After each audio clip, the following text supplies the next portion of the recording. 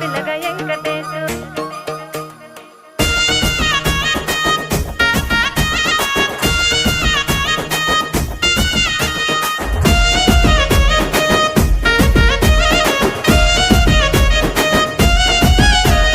సిద్ధిరాల మనసు నాది చిన్నగా పోతుంటావో చూడక పోతుంటావో ఇంట్లో చిన్నదాన్ని నేను సిద్ధిరాల